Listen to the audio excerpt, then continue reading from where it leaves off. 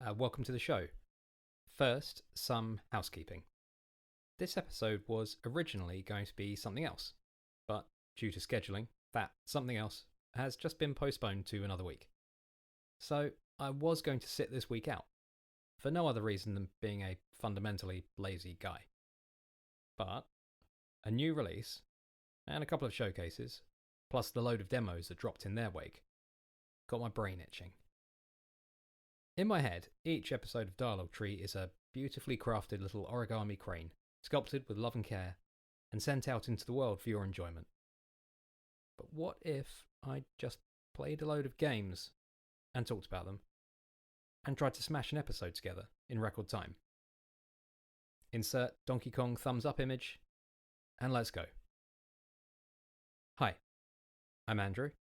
Welcome to Dialogue Tree. This is episode 17. Playlist 3. First up, Toree Saturn.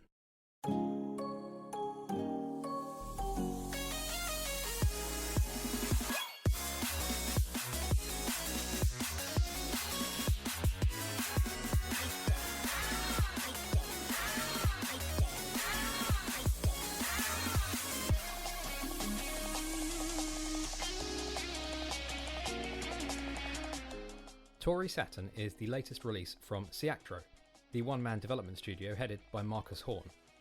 If this is your first time hearing about Ciactro, well, you're in for a treat, as you're about to be introduced to an entire pocket universe of games.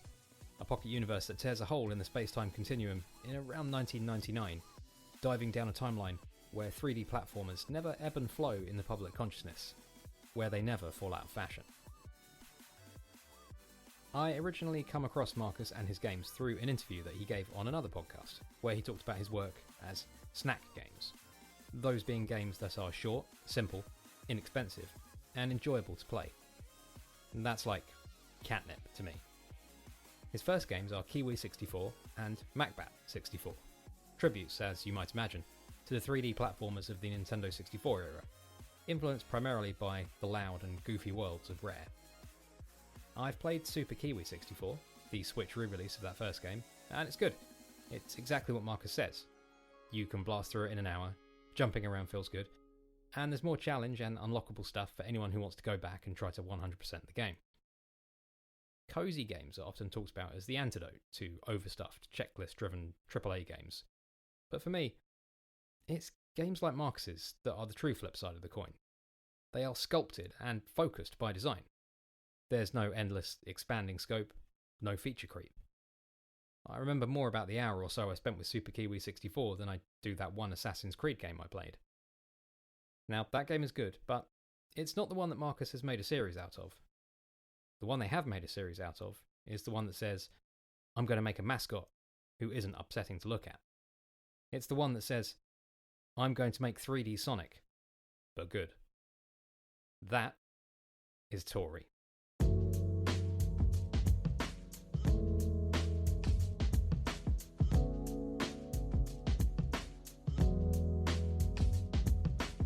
Toree is a bird in sunglasses. They're short, cute, yellow, and cool. That last point coming across mostly because they don't tell you they're cool. Toree first appears in 2021's Toree 3D, self-described as a bite-sized 3D platformer with a few weird elements. That's a pretty accurate read. It's that low-poly 90s style with a slightly wonky Adult Swim adjacent vibe.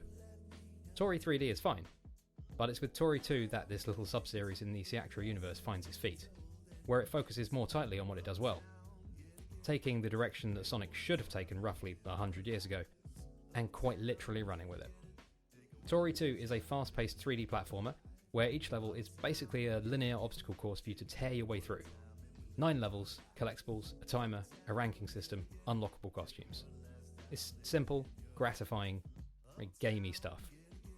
This is the first Toree game I played, and I loved it.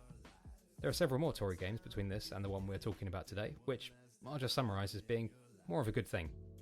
Toree Genesis, note the name, is a very pronounced tribute to a certain blue hedgehog, and I'd like to give a particular shout out to last year's Toree's Panic Pack, which I'll just say is one for the masochists with enough disposable income to replace a Throne controller or 12. Toree Saturn is the latest iteration of this series, and iteration is the operative word here. The clue is in the name. This, like each of its predecessors, feels a little more refined, a little more evolved, a little more Toree. The first thing I noticed about this one is the cinematics, which just feel a bit more confident, a bit more cinematic. There's a little story, a little history of the characters. You even play briefly as the villain. Now, none of us are playing these types of games for the narrative, but it's still a nice and charming touch. And speaking of charm, the art style. I don't think that this trend of reworking the low poly 90s style will ever lead that style to becoming as timeless, universal, or as understandable to multiple generations as, say, 2D sprites are. But it's very close. There's a lot to like in these visuals. A lot of nice little touches. The flat, pixely billboards, the old-fashioned water effects, Sega's impossible skies. I want my house to be covered in colours like this. Gameplay-wise, well, it's pretty much the same as the previous Toree games, for better and, well, that's it really. You take control of Toree, the camera position behind them, and you blast off down these race courses. Each course is dotted with F-Zero style boost pads and floating stargates. The idea of Toree is to build and maintain momentum by hitting every one of these, which requires some practice, memorization and optimization of your route, of every jump, every enemy placement, every micro stick movement. There's 3 ice creams in each level, each representing its own little challenge of mental and physical dexterity to acquire. It's you versus the course versus the timer. Finish under the target time, get your ranking, then move on. Or not. There's a drop dash move, where you ground pound out of a jump straight into a barely controllable boost. Now you don't need this to finish any level, or the game, but it being there raises the skill ceiling up into those impossible skies. It's fun for novices, and essential for the speedrunners. It invites experimentation, and I think it encourages and empowers players less experienced with this kind of game. That's something all the Toree games do well. You don't have to be a hardcore platform head to enjoy this, but if you are, you'll like it too. You can replay the levels to get those ice creams, to get your best rank. You can simply blast through the game, one and done, and leave it at that. There are no caveats. The cost of entry is so low and the tactile rewards so high that you win either way. My advice? Take note of when you don't need to jump, and leave the camera alone. It doesn't want you to play with it. It will sort itself out.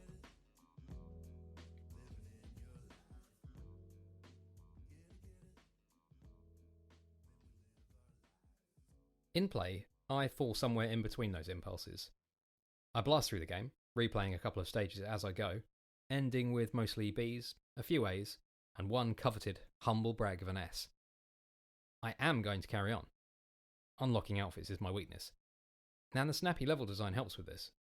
The stages are long enough to not feel trivial, to each have an identity, but not so long that they feel like a chore to replay or restart when I miss that last goddamn jump. If these are snack games, they're the good kind of snack. Something fulfilling and wholesome that you don't need to feel guilty about enjoying.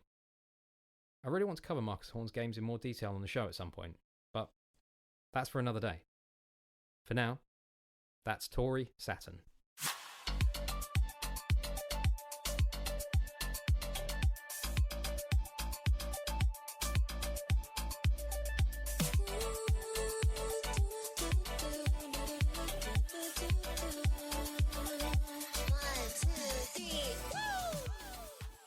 Now back to the other end of the spectrum.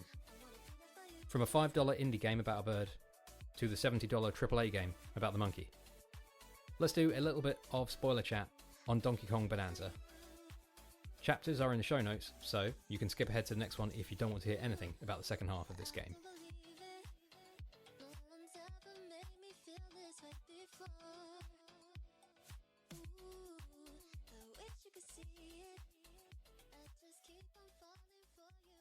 Since episode 15 of Dialogue Tree, I've rolled credits on Donkey Kong Bananza. 40 hours, 570 bananas, 3 arguments started by my fondness for the zebra transformation song. What I've learned from this is that I'd benefit from finishing games before I review them on the show. Do you remember this? personally, you've got to get out of here with that King K. Rool revisionism. He and the Kremlins seem to have a particular hold over a certain kind of DK fan. I've always found them ugly and unappealing, and I don't want them back.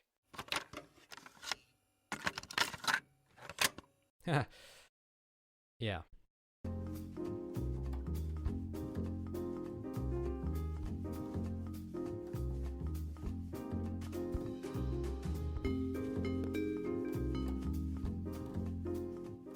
There was so much left of this game, so much more than I realised, that it felt warranted to come back to it, to try and hash out some worthwhile conclusions. Broadly, I don't think my overall thoughts on the game have changed that much. I still think it's an excellent game. It's a technical marvel, a design showcase, that still delivers on a gameplay level. It's not a 3D platformer, and it's not quite as good as the best reviews said it was, but it will go down as a significant mark in the lineage of Nintendo's first-party games, remembered fondly by gamers, and providing inspiration for their internal development teams, and pushing this character to the top of the franchise tree. It achieves that rare feat of being a game that introduces a lot of ideas, without them feeling fleeting or undeveloped. As much as I like Mario Wonder, and I do mean Wonder and not Odyssey, that was sometimes the case with that game. Novel ideas thrown at the wall, the overall impression sometimes being, stop trying to distract me, just let me play you. When I recorded my episode on Bananza, I was still giddy of the high of the first few layers, the novelty of being allowed to destroy the game you are playing still fresh. Now this could be the point at which I tell you the novelty wore off, but smash good. So I feel that Donkey Kong Bonanza maintained the thrill across its runtime. For me, the way it did this was environmental. The differences in the materials in each layer, how you interact with them, the possibilities they unlock, was the key to the game. Building bridges with the buds in the forest layer, changing states in the freezer and radiance layers, creating cover from the stores in the tempest layer, all fun to engage with, and all utilised in multiple satisfying ways. My favourite material was the rainbow turf from the resort layer. The first moment when I tore off a chunk of that rock and soared into the sky being a real laugh out loud moment at the silliness, the audacity of it. Every single movement in this game is precision engineered for fun. That sort of leads into my main criticism, which isn't even a criticism, just a selfish, spoiled wish. Donkey Kong's moveset in this game is so great and varied, and I just don't feel it was utilised to its fullest in any of the bespoke platforming challenges. You can make your own challenges, harnessing the various abilities and moves to optimise your traversal across any environment, but I'm not good enough at stuff like that. That's for the speedrunners, the no banana runners. So I need designed platforming to make the most of any moveset. There's a little of that here, but I just wish there was more. I spoke about there being some interesting puzzle challenges, some that asked you to think about the order in which you destroyed the environment. There was a little of that here, but I just wish there was more. I just want more of a good thing.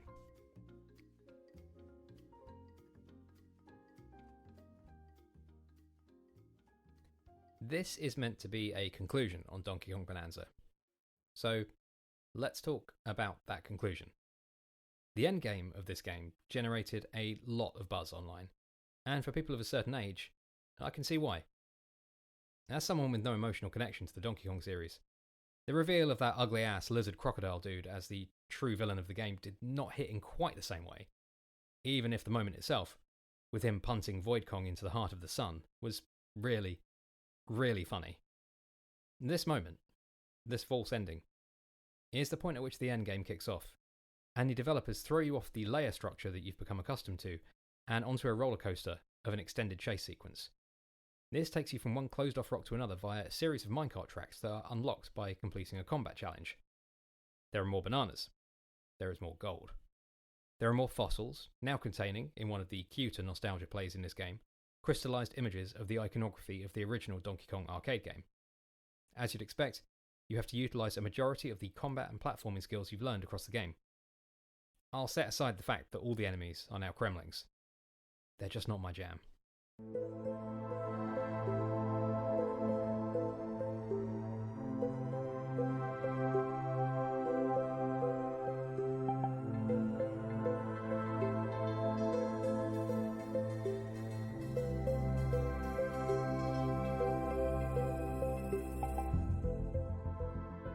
This all culminates in a multi-phase boss fight against King K. Rool.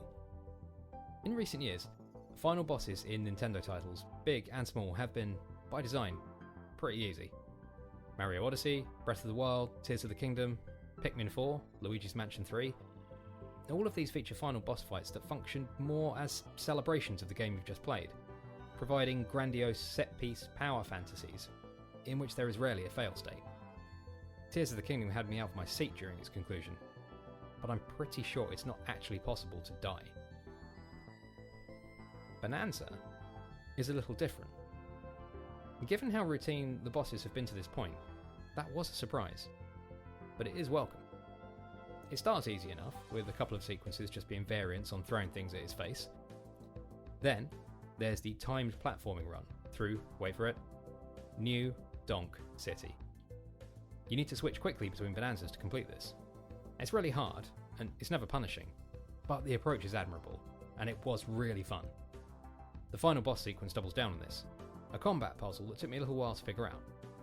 I still didn't die, and that's not a brag.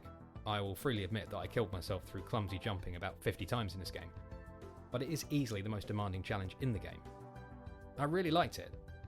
Hoovering up all of K. Rool's junk, like EPD-8 in the Ideas Factory, bouncing over beams with the snake, tennis balling projectiles back Zelda style with the Kong Bananza, before charging him down as the zebra, was a blast. And easily the most memorable boss fight in a Nintendo game in recent memory. That kind of sums up this game. Not challenging, but always inventive, always fun. I'm dabbling with the post-game, but I'm no completionist, so I doubt I'll get the full 777 bananas. I'll still look back on my time with Bananza fondly. The game that got me on board with the big ape. The game that made me appreciate the value of a colourful bow tie. It's actually good that I'm not going all in on the post-game, because there were a couple of game showcases that resulted in a wealth of demos being dropped across various storefronts. I played a few of them, so let's talk about them. First, let's sink this podcast to the bottom of the ocean by airing what may well be proven in the fullness of time to be a bad opinion. I didn't really like Mina the Hollower.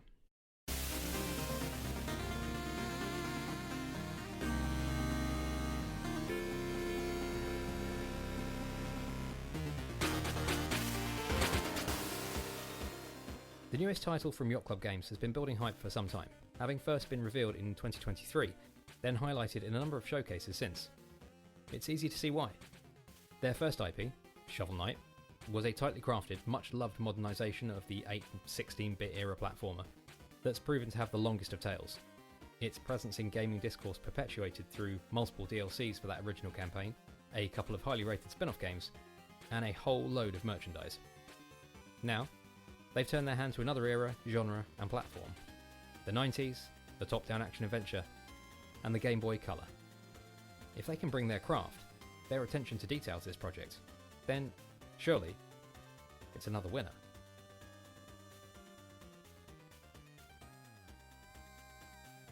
I liked Shovel Knight, but I didn't love it. I found it a bit impersonal. The humour a bit nudge-nudge, wink-wink. Death was punished far too harshly, and the movement options were fairly limited. Now, it's replicating the NES era, so that's expected, and that's fine. It's just not my preference. I did like the overall thing that was Shovel Knight. It's loved for a reason. The art is great, the music even better, the solid platforming, the downward shovel stab.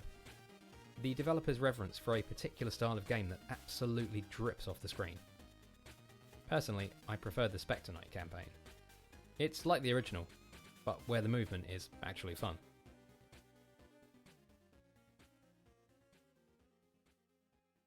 So, Mina the Hollower. It's top-down Zelda-like, in a gothic art style. It's a surprisingly gothic art style, committing solidly to the bit by casting this world in a sea of not-so-obviously appealing browns, reds and burnt oranges. I kind of admire Yacht Club for doing this. This is not a friendly look, when they could have easily leaned into the cuteness of a mouse character for an easy win.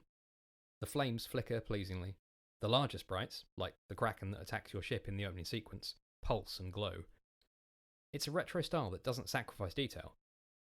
It plays well, though it doesn't innovate with movement within the top-down form like a recent similar title, Pipistrello and the Curse Yo-Yo. So, what's the problem? I get to the boss, and I die. That's fine. I'm expected to. The game sends me back, a little too far, but that's fine. I get back to the boss, and I die again, because it's pretty hard and I'm pretty underpowered. I lose all my accrued currency, the currency that is required to upgrade. This is probably one of my least favourite pieces of game design. Your currency is your means of upgrading your character. By taking that away, the game undoes your progress. All of your battles to that point are rendered void. Bosses are meant to be hard. You are meant to lose. You repeat the boss, you learn their patterns, eventually you win. Removing your currency for not being good enough to beat a boss on your first attempt feels like a pretty player-hostile design choice. I carry on, I beat the boss after a few attempts, and then close the game, demotivated. Grow up, get good, sure. I'm just not really incentivized by that design pressure. I like challenge, but not punishment. Now, I'll be interested to hear reactions to this game. Most people are better at games than me, and have a higher pain threshold for this sort of thing, so I suspect they'll be fine with it. Maybe this is just a symptom of being underpowered in the early game? I don't know, but in any case, I'm still undecided on whether I pick it up when it releases on October 31st. But at the moment, I'm leaning towards not. I guess I'll see how I feel when Halloween rolls around. For now, that was Mina the Hollower. Next, possibly the buzziest game of the year? And this is the one that I missed during the last Steam Next Fest. This is Ball Pit.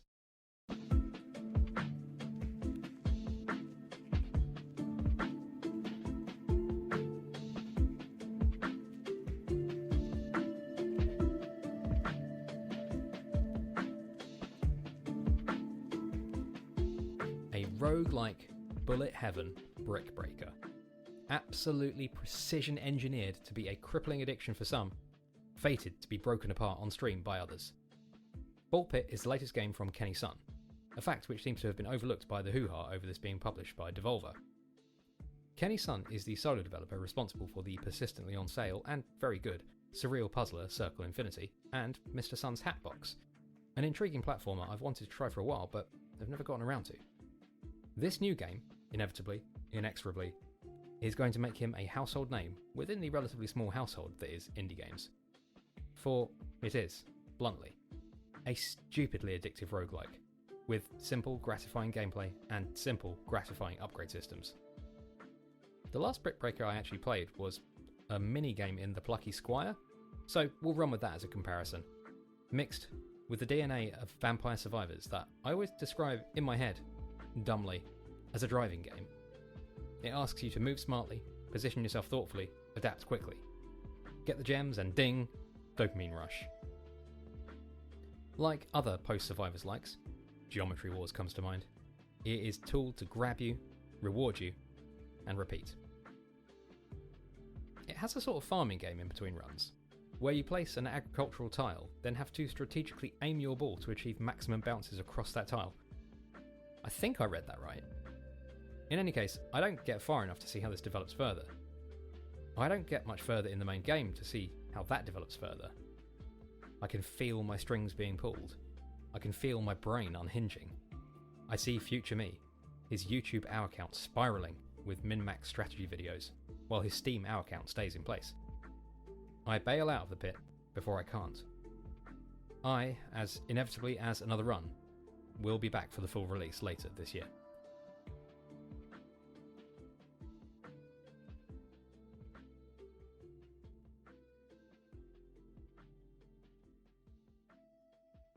I bail from this thing that we understand to try something that we don't. Despite a long-held counterintuitive aversion to online multiplayer games, I jump into the Dragon Drive Global Jam.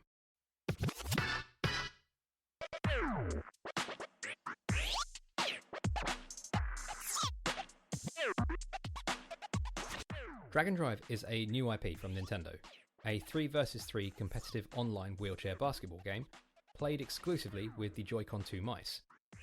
It was revealed in the April 2nd Switch 2 Direct, and following that, and subsequent trailers, has received a response that could best be described as lukewarm.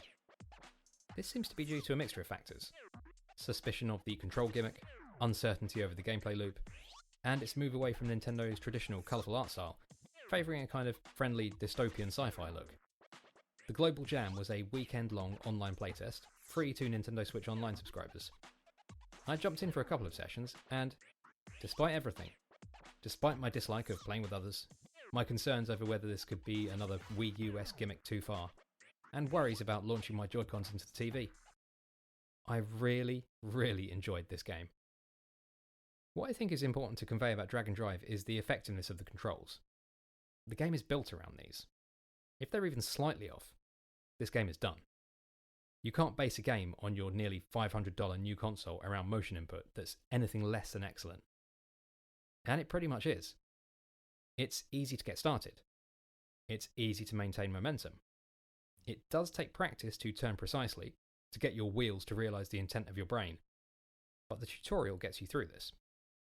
The single and dual brakes are the player-friendly get-out-of-jail-free card, a means of immediately correcting errors of judgment. The controls are snappy, responsive, and even when playing on your legs, feel precise. Now, I'm a sucker for mouse mode and weird experiments like this, but I was still surprised. It is actually fun to play.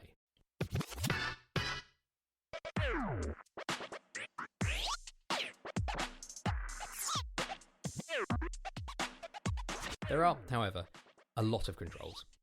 Jumps, tricks, and dunks that all require very specific flicks and lifts of the wrist that I wasn't really able to internalise during my time with the playtest. It has clearly got a very high skill ceiling that will result in games that will probably be very fun to watch. It has clearly got a very high skill ceiling that I still didn't feel hampered by. I was able to play several clumsy but reasonably competitive games, scoring occasionally, missing some dunks in hilarious fashion, tackling successfully and unsuccessfully in equal and equally comical manner. Between games, you can roll around in an adjacent park. You can watch a game that's in progress or compete in the minigames around the court. It looks like you'll be able to unlock more of these in the full game, along with visual customisations for your rider. It feels like a more fully realised package than most people expected. And on the visuals, the look of the game. I personally don't find this style offensive. To look at it from the perspective of the developer, they've done colourful characters since forever. The last time they did so was with ARMS, a new IP that is regarded as a failure despite good reviews and good sales for a game based around a niche gimmick. They probably just want to do something different. They probably just want to set this game apart. They probably don't want to invite comparisons to Splatoon. And there it is. The inevitable problem with Drag and Drive. This is a fun game to play, but it's an online game, with no local co-op to encourage the sort of universally understood couch chaos that Mario Kart does. It's an online game, which is a world where success means something more than anything as black and white as sales. Online games, especially in their early days, years, live and die by community, discourse, by staying, air quotes, in the conversation. As we have seen, time and time and time again in recent years, breaking into that world is an unassailable challenge for even the biggest publishers. You need something that appeals, in various nebulous ways, to a broad but specific audience. An audience that are going to engage diligently and consistently online for an extended period of time. To play it, to share it, to keep it, air quotes, in the conversation. Now I'd love Drag and Drive to achieve this, to break through like Splatoon did, to be supported for years by ridiculously fun online events like the Splatfests, and to, be a big win for disability visibility. Maybe it does. Maybe it has the legs that ARMS didn't. I'm sorry. I'm so sorry. And as much as I'm not on board with the criticism of the visuals or the wider skepticism about it, I'm not sure this game can hook a broader audience. And as much as I like the gameplay, it just feels a little bit too much for a broader audience. I'm not sure I see it succeeding long term, but I don't think that is some sort of grand statement or great failing.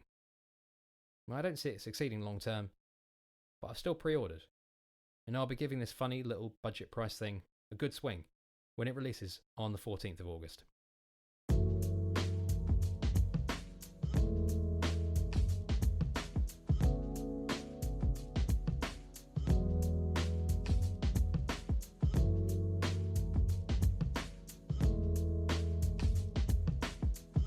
And yet, there's more.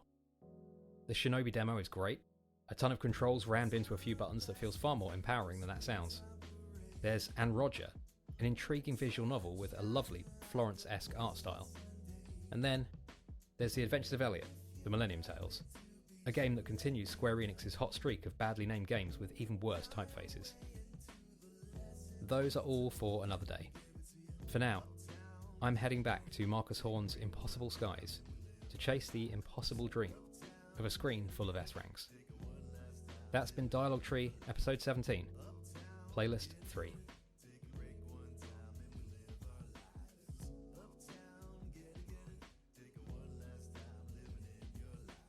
Thanks for listening. You can find the show notes linked in the episode description. The artwork for Dialogue Tree was produced by Pixel Benny, and you can find the show online at dialoguetree.cc. Talk to you next time.